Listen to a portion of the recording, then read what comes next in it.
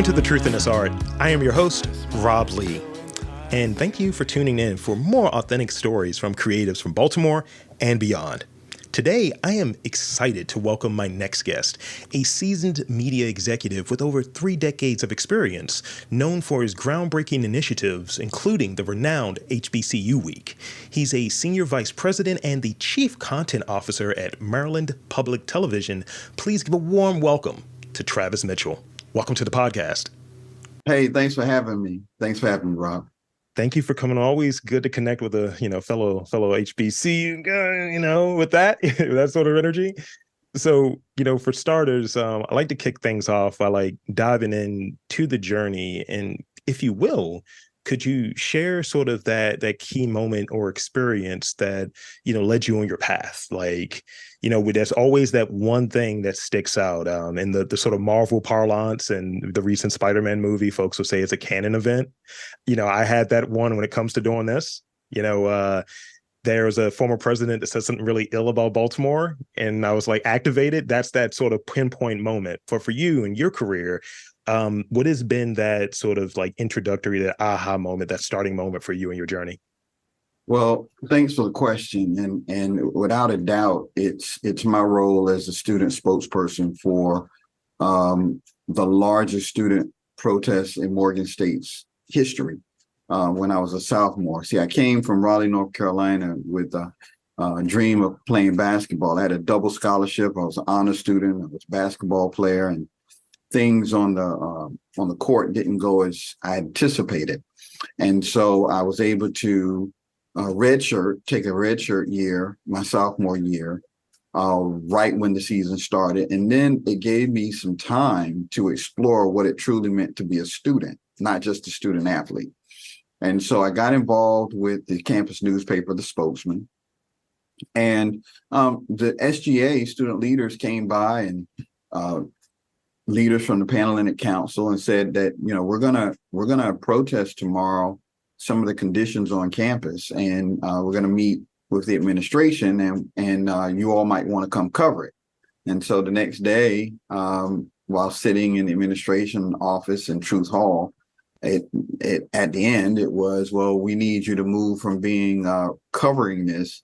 We need you to be our spokesperson because you have media experience.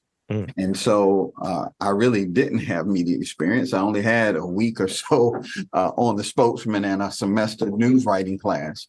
But I took the challenge and to become the spokesperson, and it changed my life.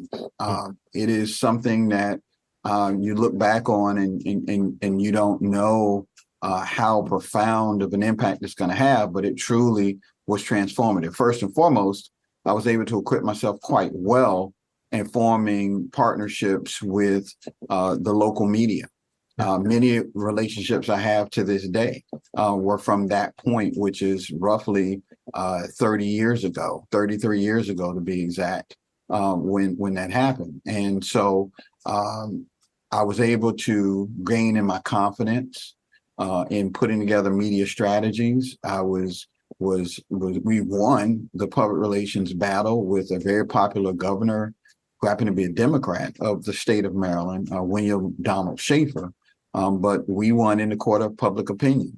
We were able to come up with a theme and a saying for students to remember when reporters inevitably came up on campus and wanted to get the reaction from student body. And that was, all of our love, peace, and happiness we're going to give to Morgan. And so the net effect of it was that the media became convinced that we as Morgan students who were protesting against inequitable funding, which resulted in dilapidated buildings, resulted in not having enough security, on and on and on. They were convinced that we were right, and that it was not fair that the state of Maryland had for 40 years neglected Morgan State University and the build out of our campus. And so as our protests prolonged, it went from a sit-in to our administration building to a 2.5 mile caravan that descended upon Annapolis, and a meeting with the governor, and included a hunger strike, included on the 7th day when we returned the campus to our administration. It was because we had reached a tentative agreement with the governor. We had discovered in our due diligence that there was a 25-year plan of development for Morgan that had not been funded. And so a plan is only as good as the paper is written on if there's no investment in it. Right. And so we kept pressing the governor to take action now. And he had in his power to authorize the renovation of our 2 worst dormitories, which back then were the male dormitories that happened to be going under renovation again. That's Baldwin and Cummings. And we needed him to go ahead and move those dormitories under renovation. And so when we left the building, we did so with a note to the governor that if he did not show action, that we would come back. And so as the governor delayed to get us to right before finals, myself and 5 other students put on trash bags and had a press conference in front of Truth Hall and said, Mr. Governor, you've trashed your word, and today we're going to return your trash to your doorsteps. And we began to walk from Morgan to Annapolis. The funny thing, Rob, is being from Raleigh, North Carolina, I thought, whatever, it's not a big deal. It's only about 13 miles. And then I got 13 miles in and saw a sign that said Annapolis, 28 more miles. And then I knew we were in for it. In fact, I think we started singing some old Negro spirituals at that particular time. But the reality was, you asked me what changed my life, and it showed me that sometimes you have to understand this saying, which is, yesterday was great, tomorrow may be greater, but today is a gift, and that's why it's called the present. You have to understand something about operating in the now.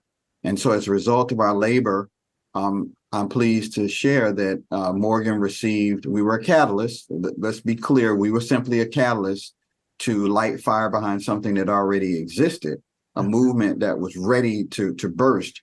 And so the president at that time, Dr. Earl S. Richardson, who is a mentor of mine to this day, really had already put together a campus improvement plan.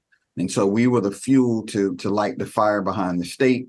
And in 25 years, that plan resulted in about $1.5 billion in on-campus renovations. If anybody has been up to Morgan, you'll see that Dr. Richardson's vision came to pass. And then Dr. Wilson, who replaced Dr. Richardson, our current president, has his own vision, and over the last 14 years has initiated some $1.1 billion in campus renovation. So altogether, we've had well over $2 billion of campus renovation since my time at Morgan. And it just says that if you invest seeds of hope and inspiration in today, investing your time, talent, and treasure, that it will produce a future tree of success for future generations who you do not know. Wow, that is and I don't even know if that even qualifies as a introductory question. That was, I love it. Like you've crushed maybe 3 of my other questions. So, you're making my job easier. So thank you for that. And thank you for taking us back down sort of like, sort of the inspirations that are there and memory lane, if you will. You mentioned some of the different landmarks on Morgan's campus. I go back to being a goofy 18-year-old and like, oh man, 2003, this is great, right? And even, can extend a little bit and relate in this way in doing this and doing like audio and doing radio and all of that stuff. It started with this sort of off chance thing at WEAA through my scholarship program at the Grave School. It's like, hey, go over there and, get on Omar Muhammad's show and just talk a bit. That was me getting bit by the bug, Wow. And it's funny you mentioned Omar Muhammad. Omar and I were roommates after we graduated from college. We were really close at Morgan. So he's a good man and very proud of him. That's great. I want to move a little bit into sort of, your current work and sort of this, where does like sort of that intersection, how did the story with Maryland Public Television and you, like, your vision, your values, how did those two things like align? Their vision, their mission, your mission as an individual, how did they align specifically in your role as Chief Content Officer? Well, I think let me prep you as well. So, in my time in media, I went from the campus newspaper, The Spokesman. At a very young age, around 23, I was a managing editor of 4 national publications coming out of Baltimore, called a company called Career Communications Group.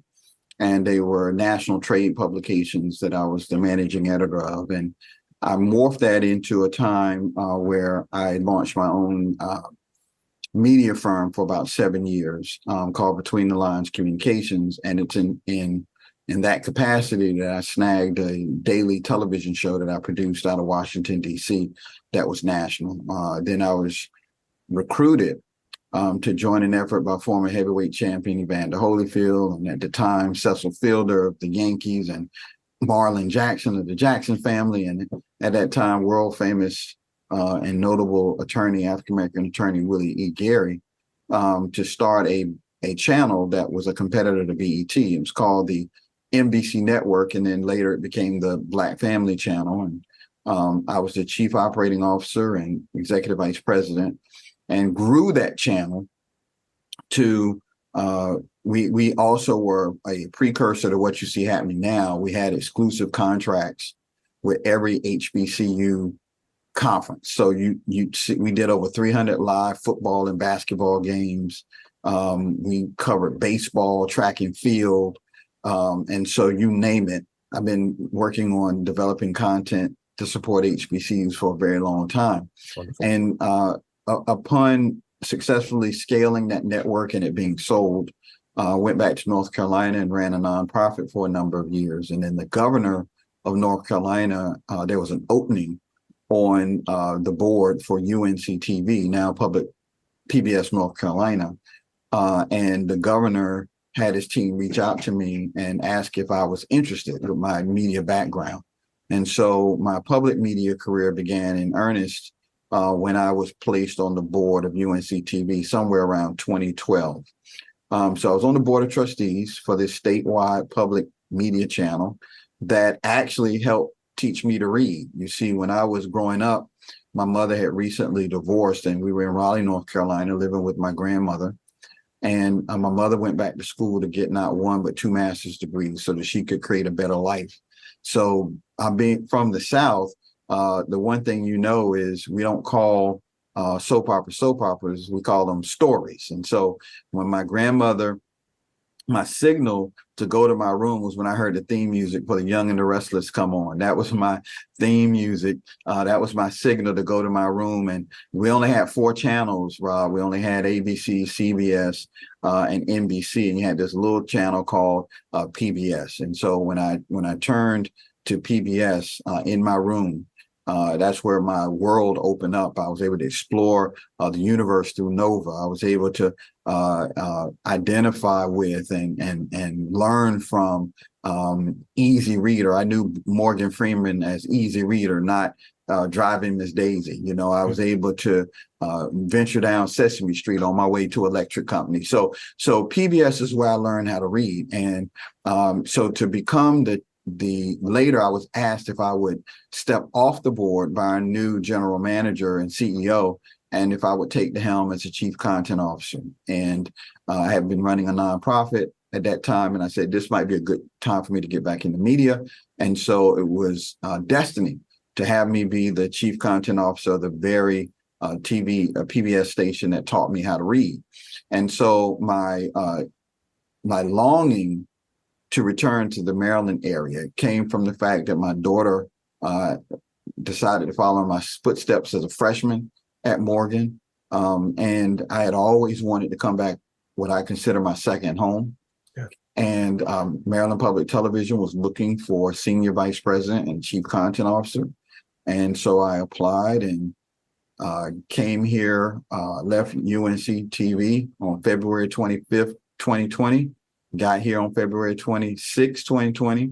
And then the first order of business was shutting down our programming and productions because of COVID.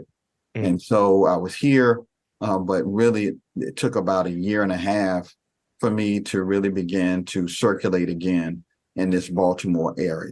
So that's really why I came, and our mission here is to enrich lives and strengthen communities through the power of media.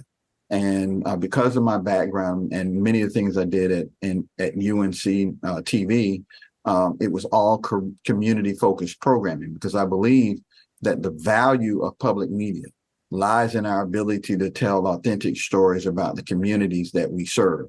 And the more we do that, the more people resonate with our content, because commercial content doesn't necessarily care about you on what's happening in your community, but we do.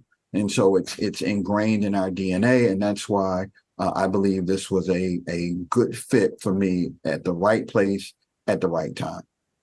Thank you. Wow. Again, knocking out these questions. So I appreciate you, and I appreciate that insight there. Yeah, I think when we're in a sort of local like content creation and speaking or being representative of a community, and it doesn't seem to be reflective at times of the community, there's some sort of disconnect. Are you really in the community? And there is almost like some sort of sense of, how do we go about this? How do we go about making this happen? How do we scale it? How do we grow it? And listening to you, there's obviously this strong track record and knowledge base, and knowing like, yeah, this fits. This makes sense. So if you would, could you share maybe 2 to 3 insights that have kind of guided the way that you go about selecting sort of content and working in that capacity that's reflective of the community, that is reflective of sort of like a narrative? So I think for public media, Yeah. being a local media outlet, and in our case, we serve the entire state of Maryland, Northern Virginia, DC, parts of West Virginia, Pennsylvania. It's very important that when people tune in to watch you, that they see themselves.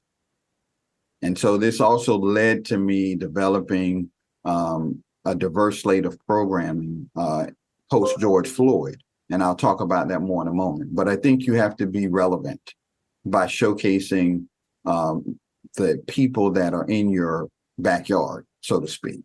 I think you have to give them access to the airwaves so that they can own the airwaves. It's really important for people to own the airwaves. And that's the differentiator between us and commercial media, is that people can actually engage with the content on a regular basis. And then I think you have to remember that your content has to have 3 things. It's got to be entertaining. It should inform, and it should inspire.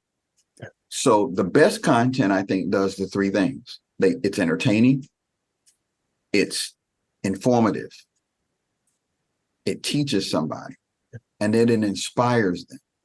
Evoking emotion out of people, whether it's laughter or empathy, I think is the sign of incredibly compelling content. And it's not always how polished the content is. Mm-hmm. It is how compelling it is.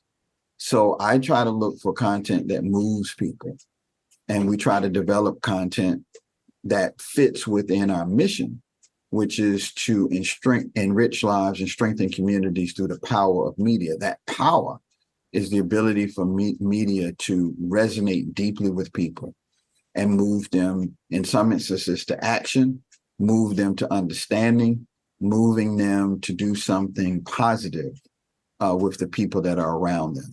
And so I think those are the filters that I have used to decide what fits for the moment of any channel or any station that I happen to be overseeing. Wow, that's great. I'm over here like I said, I'm fanboying out, because like this is the thing that I've literally been preaching to folks when it comes to this sort of like industry, building out a podcast and all of that stuff. And I talk with folks and they'll say, "Oh, I don't think it's going to be great. I don't have the best mics and so on." I was like, "Do you have an idea? Does it make sense? Can you be entertaining? Is it inspiring? Things of that nature."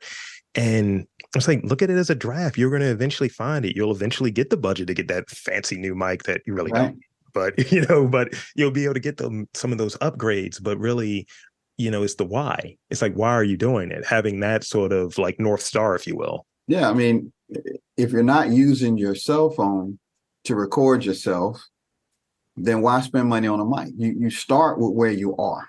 Mm-hmm. When I started with the campus newspaper at Morgan, it had not been published for 8 years. That didn't stop me. I went about it. I was the editor-in-chief, became the publisher. We went out and raised our own money, but I thought my publication was just as important as the Daily Baltimore Sun or the USA Today. In fact, I would call and set up meetings with the publishers and editors-in-chief because I saw myself eye level to eye level with them. You're a publisher, I'm a publisher. Don't discount me because of my age or your perceived view of my lack of experience. Yeah. No, the reality is this is the seat I'm in now. I have some questions. Let's talk peer to peer. Mm-hmm. And so respectfully, but confidently. And I think if you're going to be in the creative space, you have to go with what do you see inside? And just be patient enough to give birth to it. When you learn the skills that go along with content creation, you can give birth to what you see internally. But you also have to be confident enough to know you may not be the best producer or the best editor or the best host. But if you have the vision, you are the content creator. So if you just attract people to you that can buy your vision, then you're one step closer to being able to give birth and produce and bring to the world that concept or that content or that idea whose time has come. Yeah, I've been calling it riding that wave. Maybe it's in an Aquarius thing, but call it riding that wave of like, look, I have a vision of what I want to accomplish. And sometimes it's a little broader than what it originally looked like. Like, oh, I didn't even know I had an interest in that. Does it make sense? Yep. Does it align? But still trying to see it to its fruition. And you have so many different folks that might come in and say, oh, well, maybe you should do it this way, or maybe you should change it. And it's like, no disrespect, no qualms about listening to another person and their insight. People may know more than you, but it's like, I know my vision. Yeah. So it's like, it has to fit. It has to fit within my framework. So what I want to do in these like next few questions, which would ultimately be the final few questions, is I want to talk about HBCU week. Can we talk about that a bit? Absolutely. So tell us about HBCU week. I think to get started, I shared my backstory. You asked me the question about a transformative moment, and It was at Morgan. I grew up on the campus of Shaw University in Raleigh, North Carolina, where my father was a basketball coach. My late uncle was a chair of the city school board, the county school board. My mother was a graduate at that institution. It is the oldest HBCU in the South that has given birth to several other HBCUs in North Carolina. North Carolina A&T State University being one of them was birthed on the campus of Shaw University. When I was walking that campus as a child, it's what I now realize was a Wakanda experience. It's the place where I saw Black excellence in action. Unapologetic, strong Black leaders who demanded excellence from their students. And that was an environment that I was raised in that nurtured me. It is the place that gave my parents an opportunity to go to school when majority institutions, PWIs that we call them now, would not accept people of color. Right. And so my parents went to Shaw. They chose Shaw, but Shaw also chose them. And they loved Shaw University, where I now happen to serve on the board of trustees. But when I came to Maryland, in the aftermath of George Floyd, our CEO, Larry Unger, said, let's come up with a way to respond and not react to the crisis at hand. And so we developed a multi-year 10-point plan called Standing Against Racism, Fostering Unity Through Dialogue. And I said, one of the best ways for us to embrace the African-American community is through partnership with the 6 HBCUs located in the DMV, Bowie State, Coppin State, Morgan, Howard, UDC, and then the University of Maryland Eastern Shore. And I thought that if we could bring to light films that reflected my Wakanda experience, walking on the campus of Shaw and leading a protest at Morgan, if we could capture what makes HBCUs American treasures, the original diversity, equity, and inclusion experiments in America, where philanthropists and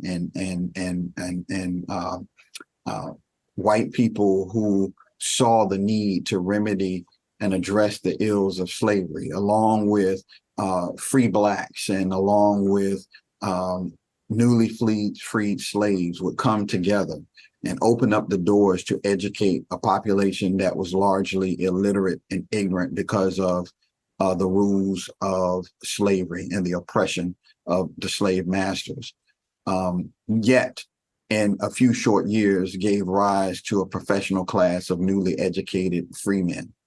I thought if we could explain the history of HBCUs, if we could explain the contemporary relevance of HBCUs, for instance, HBCUs produce the lion's share of STEM graduates annually in this nation. If we could unpack the mystery of HBCUs, we could create an opportunity to increase the value proposition of HBCUs by strengthening awareness, brand identity, and also brand equity, so that the community could understand that it is imperative that it supports the local HBCUs. And so if the African-American community was going to heal, no better way for it to heal than to showcase something positive in the midst of so much national division and chaos. It's beautiful. It's important. It's important to do that. I remember just, during that time, and even a little further back with like Freddie Gray here in Baltimore, and sort of what that experience is being like, and being doing media, doing podcasts, like, I've been doing it as long as I have, that, I couldn't exclude it from conversation despite it not being a topic. And I found that in doing this particular podcast, like early on, when, sort of the George Floyd and all of the protests and the sort of response to it, I got some of the weirdest DMs from folks, of me. Not like, well, you didn't experience that. I was like, you're going to tell me what my experience is as a Black in this country. Right. It's like, don't get it confused. And no, still this, and it still comes through this lens. Yeah. And this is not what it is. But if you want me to get real, I can get real and really share something that's representative of being in this city the entire time I've lived here, and having some of the things that I've seen, and even more broadly, because you look local, but also you look more broadly, and you look for places that are similar, and you're like, I see this everywhere. That's right. I mean, it's, so we have a choice, and people have to understand that we choose as Black men in America to invest in ourselves so that we can be pillars in our community, but it does not mean that we don't pay a price. And so I think it's important to be truthful about our truly unique American experience, so that the larger public can understand, but also for the larger public and future generations to see our resilience and our refuse to be denied attitude. Just living and walking and striving to progress every day despite the obstacles that we might face. And I refuse to let others hijack the American dream. My foreparents and my forefathers shed their blood for America to be a free nation. And we have to be determined to fight for that liberty, to fight for equal access. And that's what the HBCU experience, I think, teaches us, that we have a responsibility to fight for freedoms. We have a responsibility to address the moment at hand. Had it not been for the Student Nonviolent Coordinating Committee founded at the campus of Shaw University in 1960. It was students who desegregated lunch counters across the country. It was students who marched in Selma and faced fire hoses and dogs. It was students who led that charge. So Black HBCUs present an opportunity for the next generation of leaders to be trained and to operate in the now.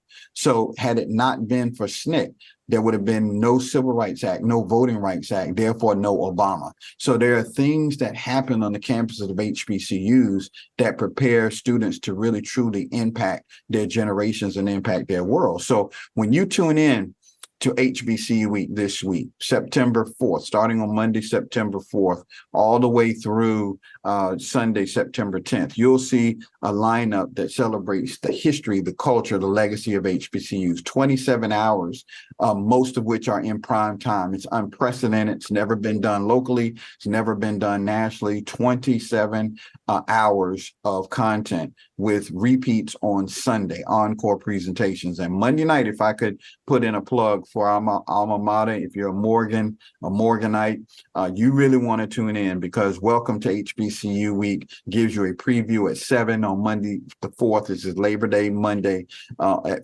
4. You get a 1-hour treat where you get a chance to learn everything that's coming up for HBCU Week. And it was taped from the campus of the Morgan State University, the national treasure. So there's an extensive interview with our president, Dr. David Wilson, along with highlighting other conversations with dynamic student leaders on campus, while we take you on a day-by-day sampling of what's to come up for the rest of the week. So Monday night on MPT is really Morgan night. You start off with welcome to HBCU Week from the campus of Morgan State. Then you get right over into Dreamer, which is about Jasmine Barnes, a Morgan alum, who was commissioned to do some work with the Baltimore Choral Arts Society, paying homage to Harriet Tubman and Frederick Douglass, using Mozart pieces. And so she's a dynamic artist, and you'll get a chance to see her work,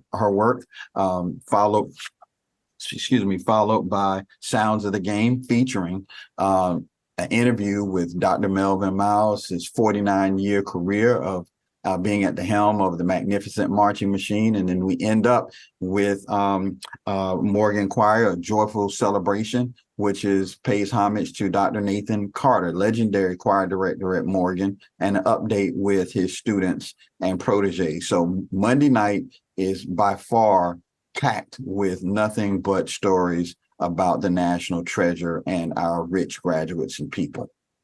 Wow.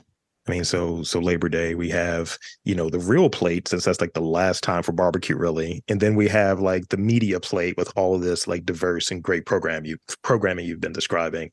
I am looking forward to it. I mean, it's going to be great. And the cool thing is because media professional, you've answered the last 3 questions in that last pitch there. So I appreciate that. Well, we do, Rob, want to tell people to go to mpt.org/HBCU. That's mpt.org/HBCU to see the lineup for yourselves. There's great trailers and promotional videos up there. Check it out and tune in. Don't forget to tune in. Tell everybody. Tell your mom and them. Tell your friends. Tell everybody. Tune in next week, Monday, September 4th through Sunday, September 10th for HBCU Week. DVR it, record it, watch it over and over again. We need your support. Absolutely. So in these final moments here, I want to hit these 2 rapid fire questions with you, because I think they're fun. Okay. This is the first one. And I see you got your jacket on right now. The exec type has to wear a certain fit. What is your go-to like accessory? Are you a pocket square guy? Are you a tie guy? Pocket square. Okay. Whether I wear a tie or not, I'm known. I just didn't happen to wear it today, but that's become my thing. My daughter kind of redesigned my look, and she wanted me to be known for pocket squares. So I kind of have a thing for pocket squares. I'm working on that myself, actually. And I've been working with a weird sort of ascot thing with things that it shouldn't be with. It's like, I'm putting an ascot on. It's like, so the big guy with the ascot, that's who you want to talk to. That's going to be my thing. This is sort of the last one. You mentioned Wakanda earlier, right? And I have to mention it. So Wakanda's always been in film depicted as a technological wonder with Black folk at the helm. What is your favorite gadget? Do you have a gadget you like? Oh, probably my flip phone that I just got. I mean, it's a Samsung flip phone. Yeah. It reminds me of when I was a kid, the cool little tricorder that they had and communicator on Star Trek, where they would flip it open. It's the old flip phone. times 100, right? Sure. So I love this thing. It's my favorite gadget. I run my life through this phone for work. I'm able to move around and still be connected to the office and do what I need to do from remote locations. So that's my favorite gadget. That's dope. That's dope. So one last time for the folks out there sitting in the back, where can they check out the schedule? Where can they check out everything HBCU week that's coming up? Give them that website one more time, please.